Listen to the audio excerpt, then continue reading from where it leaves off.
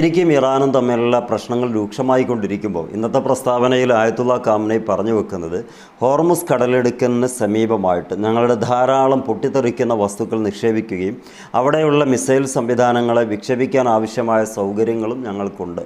അതുകൊണ്ട് തന്നെ ഈ ഒരു ഭാഗത്തിലൂടെ കടന്നു പോകുന്ന അമേരിക്കയുടെയോ അനുബന്ധ രാഷ്ട്രങ്ങളുടെയോ അഥവാ അമേരിക്കയുമായി ബന്ധപ്പെട്ട് കിടക്കുന്ന രാജ്യങ്ങളുടെയോ കപ്പലുകൾ ശ്രദ്ധിക്കണമെന്നാണ് പറയുന്നത്.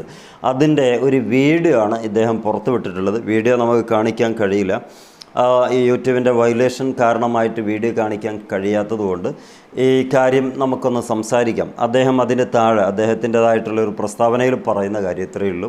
ഹോർമുസ് കടലിടുക്ക് ആരെങ്കിലും ലക്ഷ്യം വെക്കുന്നുണ്ടെങ്കിൽ ഓൾറെഡി ഞങ്ങൾ അവിടെ സെറ്റാക്കി വെച്ചിരിക്കുന്നു. ഇനി അതുമായി ബന്ധപ്പെട്ട് കോലാഹലങ്ങളൊക്കെ ഉണ്ടാകേണ്ട കാര്യമില്ല. നമ്മൾ അവിടെ വലിയൊരു പീക്ക് പോയിൻ്റായിട്ടാണ് കരുതുന്നത്.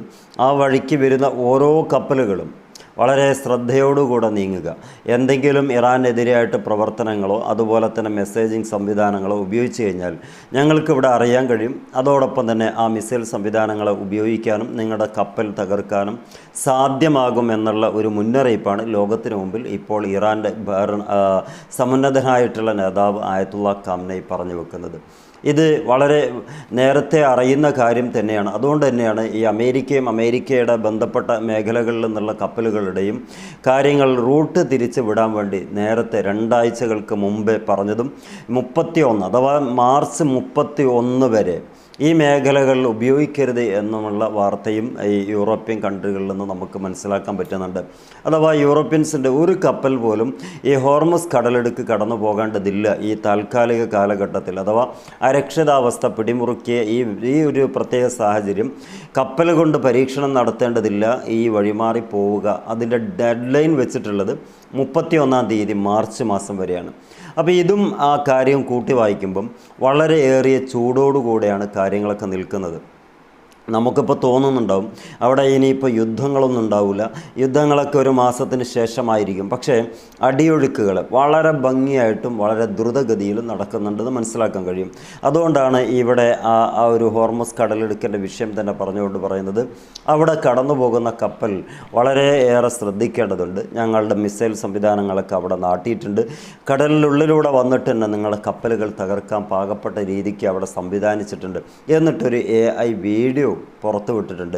അഥവാ AI വീഡിയോയുടെ ഒരു ലോകമാണോ ഇറാൻ എന്ന് ചോദിച്ചാൽ അങ്ങനെയല്ല.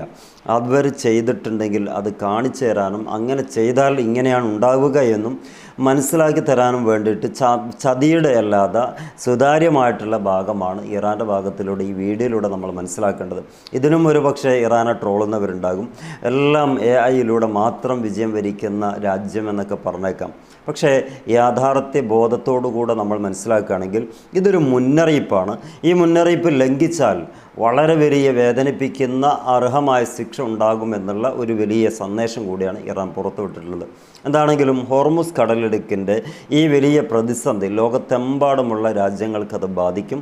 അത് കാരണം അത് എണ്ണ ഒഴുക്ക് അല്ലെങ്കിൽ എണ്ണ ടാങ്കറുകളുടെ ആ ഒരു സഞ്ചാരപാത അടക്കലോടുകൂടി വലിയ തോതിലുള്ള വിലവർദ്ധനവുകൾ എല്ലാ രാജ്യത്തും ഉണ്ടാകുമെന്നാണ് നിരീക്ഷിക്കുന്നത്.